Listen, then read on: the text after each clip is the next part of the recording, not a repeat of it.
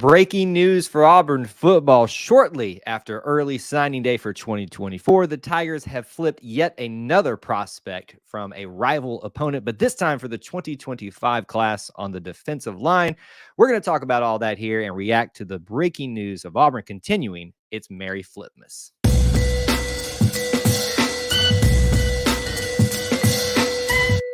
War Eagle Auburn family and War Eagle E2C Network family, thank you so much for joining us. Whether you're watching live, whether you're watching on the replay, whether you're watching here on YouTube, Facebook, however you got here, whatever time you got here, we appreciate you being here, hanging out with us, and being part of our little family within the Auburn family. For today's impromptu live stream, this is why we always stress for you all to be subscribed, following everywhere across social media, YouTube, all the different places, because you don't want to miss content. And this is one of those times where we have impromptu live streams to discuss a breaking commitment for the Auburn Tigers, a flip again, this time on the defensive line from Saraland High School, Antonio Coleman. For Auburn fans that are hearing me say that, no, you are not in a state of deja vu. No, we have not gone back in time into a different multiverse. We are talking about a different Antonio Coleman, although there is oddly, apparently still a connection to Antonio Coleman, the one originally that you're thinking about right now. We're going to talk about it, a flip from Alabama, break down some early, way too early analysis of this and what it could mean for Hugh Freeze, the Auburn Tigers, and the class for 2025. And we want to get into some of your reactions too, as well as some of my impressions. Let me start off by saying we'd love for you to get this show started by smashing the like button if you can. It's a huge help in terms of helping the stream get out there. And go ahead and post right now in the chat where you're watching from. We want to know who's here hanging out with us. Initial thoughts for me, the hype train just continues for Auburn right now in the recruiting world. They are definitely one of the stars of 2024's early signing period, and have done so yet again today. Well, really, it's continued. So you had the early signing day. You had some of you will dismiss it, you Ole Miss fans out there, the commitment of Towns Mago was the kicker coming to Auburn. And then today, a 2025 flip of the Auburn Tigers. So at this point, how many flips in this year has Auburn had from Alabama? Some people would count Martavius Collins, who no longer is here, the tight end who went to UTEP. You obviously have Perry Thompson. You obviously have, I feel like I'm forgetting a bunch here, or just recruiting battles in general that were one between Favorite Win is another one. It just feels like Auburn and Alabama are going at it a lot, and Auburn's coming out on top a lot here. It seems like, at least. Settle down, Bama fans. You've had the wins for a long time. It's all right. You can take a chill pill. But that's really just the initial reaction for me is just, wow. Hugh Freeze knows he has to go toe-to-toe with Nick Saban in Alabama and is not afraid of it and is winning some of these battles. Not all of them, granted, but definitely a lot of them. So everybody is super excited. Says, Nick Saban, get in that locker. A lot of fine folks. It is freezing, literally, apparently in this room because my legs are like frozen solid. I know that's TMI for y'all in the live stream, but it kind of, speaks to the freezing nature of everything else right now. Yes. So Bubba and the old man points out this.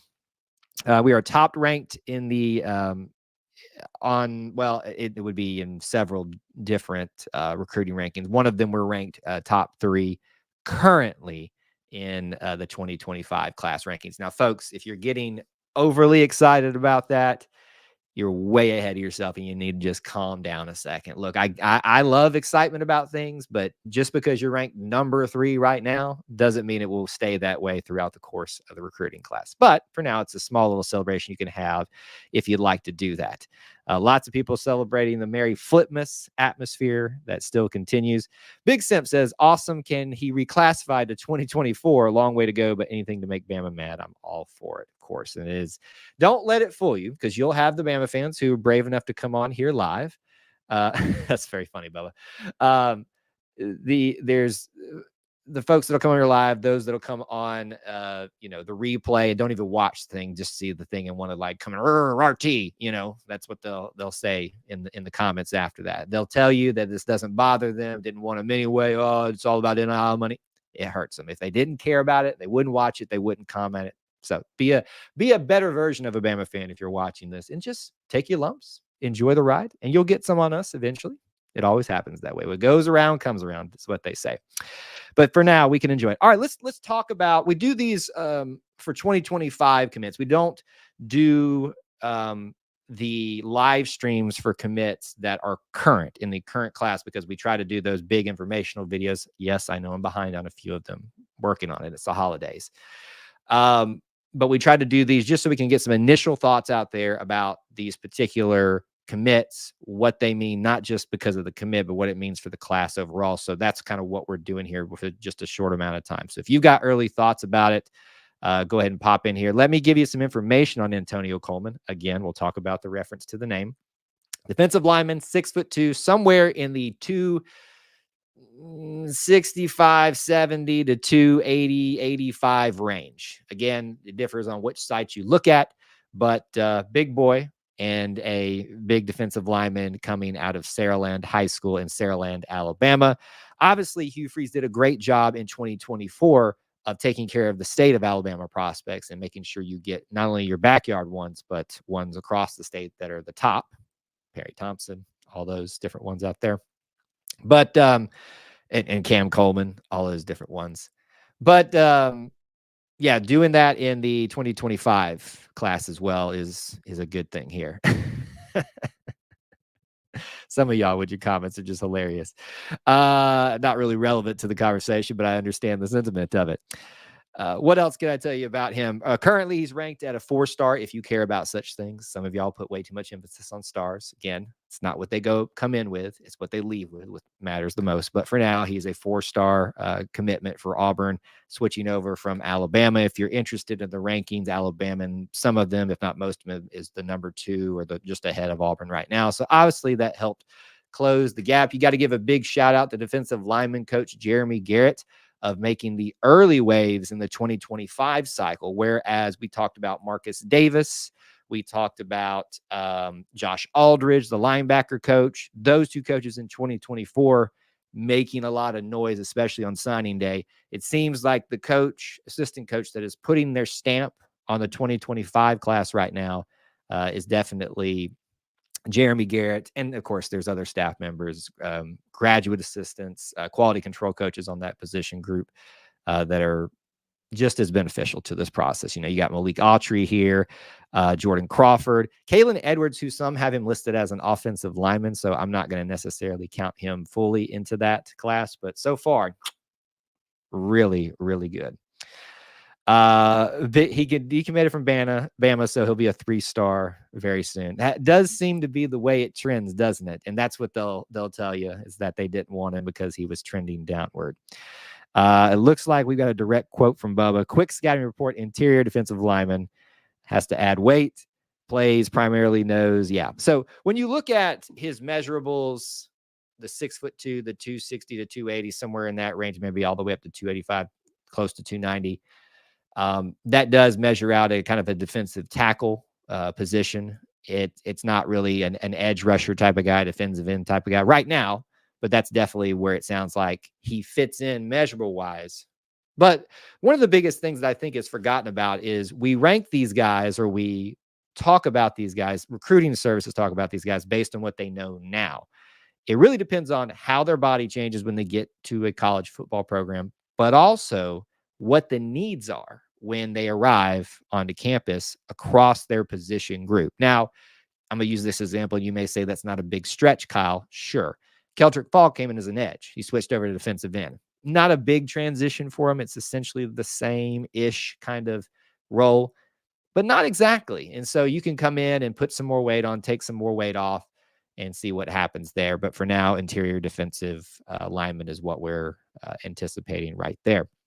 So if you were disappointed in any way with the defensive line group for 2024's class, you have no reason to be disappointed in this class thus far, because I forgot about Caleb Falk, the brother of Keldrick Falk, who's an edge rusher, but kind of can be in that same range right now. Let's look at this real quick. So you got 1, 2, 3, 4, 5 of the 8 commitments in the 2025 class currently are from the state of Alabama. You've got one from Georgia, one from Tennessee, and a second one from Georgia. So taking care of that nice sweet spot and all of that stuff. Bubba says, honestly, the effort from the staff is the most impressive. You listen to the recruits speak on the staff, and they feel like they feel like not only are they being recruited, their family is also being recruited. It's something that Hugh Freeze stressed a lot about his style, his approach of recruiting, very family oriented, wants to get the right type of individual in here. It's not to say that people don't make mistakes and things like that, but obviously he values that a lot, and it resonates clearly with how things are going currently on the recruiting efforts. Let's see here. So what does it mean for the rest of the class? This is some of the things that we normally talk about in our big informational videos we put out. Again, check out some of the 2024 ones if you haven't. Here on YouTube, especially, you can find some of those on Facebook. We talk a lot about what does it mean currently for this class. So as we addressed, you've got Jordan Crawford, who's more than likely going to be an interior defensive lineman. It sounds like Antonio Coleman will be that as well. We didn't even talk about the name thing yet. So let's hold on a second. Malik Autry, who's 6'6", 280. To me, that sounds more of an edge rusher type of guy, but I guess it could still be an interior guy. And then Kalen Edwards, if he, because this one side I'm looking at has him as an offensive lineman, it sounds like he might be interior as well. So there's room for maybe some more edge rushers, defensive end type of guys to be part of this class, but it is already well rounded out, honestly, very, very early in this 2025 class. And it's nice to kind of have a group so early in the process before it technically even fully has begun, because we're still in 2024 mode, already fleshed out so much. So in terms of what that means, as Trevon Reed says, we ain't done yet, but I'm sure there's plenty of good reasons to feel comfortable with Auburn's position in that position group in the 2025 class. All right, we have talked about stuff for him to know about him. We have talked about what it means for the class, what it means in terms of where he comes from. Last thing, some funny things like this falls into that storyline category I always like to talk about in those big videos. The connection with the name Antonio Coleman. Most of you will recognize it, and I've noticed that several of the articles out there have already addressed it. He is not related. This Antonio Coleman is not related to Antonio Coleman, the former defensive lineman for Auburn several years ago. Was it probably almost a decade and a half now at this point he's been gone? And that is apparently, I read some report that they may be actually training together. So Antonio Coleman, if that's true, training Antonio Coleman, but you're not related. That is just so many rounds of of inception that I can't even process my mind around. So it would be really funny.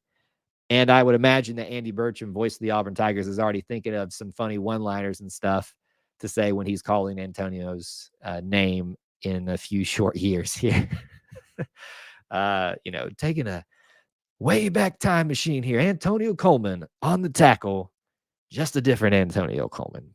Time travel to the to the thing here. So I think we have covered the bulk of what we wanted to talk about this commitment, this flip. Yet again, Auburn just causing Alabama fans headache no matter what they tell you. Let me know if you've got some other thoughts about him, about this class, what all of this means about that as we round out our show here. Don't run off just yet, because we'll cover some of those, maybe some final thoughts from me. I will address this comment down here because it is the part of the show where we talk about this. You're doing a live show after the B-ball game. So upcoming schedule here, always like to talk about that. Make sure you're subscribed, following everywhere on all the social media so you don't miss any content from us. The main thing that I can tell you is we are right now planning on doing a live stream after the basketball game tonight. That may change. Holiday plans are getting a little hectic, but my plan is to do one. So I'm not going to commit fully to that tonight, but I plan to do one right after the basketball game. The next scheduled show that we'll have live show will be next Wednesday at 8 Eastern time, our call-in show. But get ready, folks, because I bet we've still got plenty of things that we might go live for, do videos about. You don't want to miss any content out there. I see a good point that someone brought up that we're going to catch up on just here. And of course, check out the links in the description. I know it's the holidays and you're already spending way too much money on the holiday gifts for everybody. But if you're interested in helping keeping the lights on here at E2C Network, there are some ways you can do it, especially on YouTube. If you're on the other places, we can find those options everywhere, but you can become part of the Conquer Club, one-time donations, all of that stuff. It helps us continue to do what we do and bring you everything orange and blue. All right, let me hopefully Antonio Coleman is good as the last Antonio Coleman. It is a very good name connection. Let's hope it carries over and we don't put pressure on the kid because of what his predecessor did. This is a good thing to bring up here. KJ Lacey, Texas commit, I believe, quarterback, and Ryan Williams are the only two left we need at Auburn from Saraland High School. I watched them play because I'm in Saraland. Coach Kelly went to school with me. So, it's got to feel interesting if you are an Alabama fan and if you're an Auburn fan, the connection here. Ryan Williams reclassified from 2025 into 2024. I would sit here and tell you that I still think that Ryan Williams is going to stay with Bama and he's signing in February. But if you're looking at all the tea leaves out there, there's a lot that are falling in the way of Auburn. When your teammate flips from Bama, it kind of says something, doesn't it? Kind of actually makes things a little bit more interesting. So don't dismiss that, but also don't overplay that angle of it. So if you want to add KJ Lacey as well, to me, the more interesting part about this for the immediate future is that Ryan Williams situation being a teammate at Saraland. So that was the last bit we need to get in there. All that being said, super excited, welcoming him to the 2025 class. Hopefully he stays committed and doesn't flip back. We shall see. It's an interesting process, and I'm sure we'll be talking about him and others much more in the 2025 class very, very soon. Thank you guys for hanging out with us here at E2C Network on this impromptu live stream and supporting us by smashing the like button and all the other great things that you do, because you guys are part of the best little family within the Auburn family. Till I talk to you again, War Eagle.